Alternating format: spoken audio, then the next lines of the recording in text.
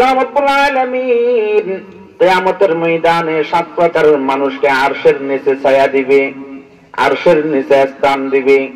যেই কিয়ামতের ময়দান এমন ভয়াবহ হবে, ইন্না জালজালাতাস সাআতি শাইউন আযীম, এমন ভয়াবহ খুবই ভূমিকম্প।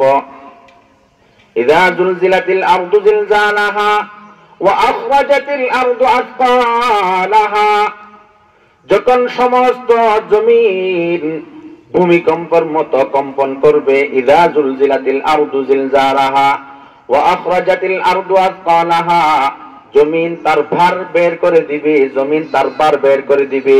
তার ভার বের করে দিবে মানে তার অর্থ হলো জমিনের মধ্যে হযরত আদম আলাইহিস সালাতু ওয়াস সালাম থেকে নিয়ে এই পর্যন্ত যত মানুষ জমিনের মধ্যে দাফন করা হয়েছে, কিয়ামতের ময়দানে যখন সিংহার মধ্যে ফুঁক দেওয়া হবে, জমিন এই ভূমিকম্পের কারণে রুইয়ের মতো উঠতে থাকবে, রুইয়ের মতো উঠতে থাকবে, এবং জমিনের ভিতরে যত মুর্দা আছে সবগুলা বের করে দিবে।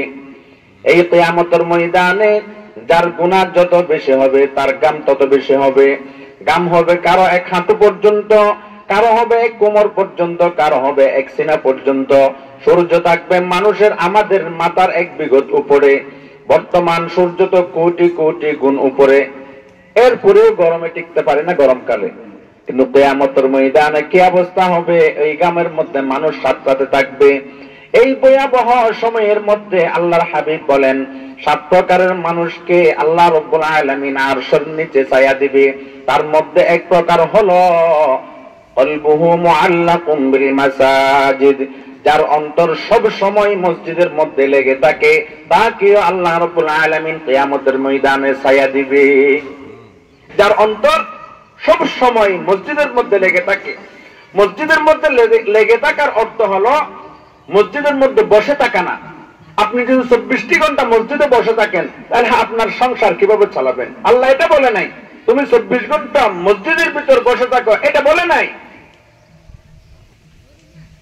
তুমি যখন নামাজ শেষ হয়েছে, যোহরের নামাজের পর যখন খাবার দাবারের প্রয়োজন হয় খাবার খাও, যখন মাঠে কাজ করতে হয় মাঠে কাজ করো, কিন্তু নামাজের দিকে খেয়াল রাখো।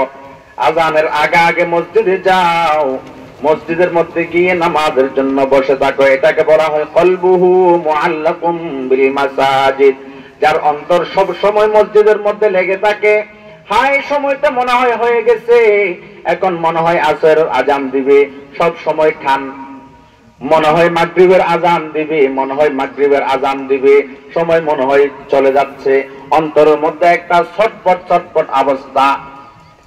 মাগরিবের নামাজ হয়ে গেছে, বাড়ির মধ্যে গিয়ে একটু চা খাইলাম, একটু নাস্তা করলাম, সময় যখন কিছুক্ষণ হয়ে যায় অন্তর আবার ছটপট করে, মনে হয় আজান হচ্ছে, আজান হবে, এখন আমি তাড়াতাড়ি মসজিদে চলে যাই।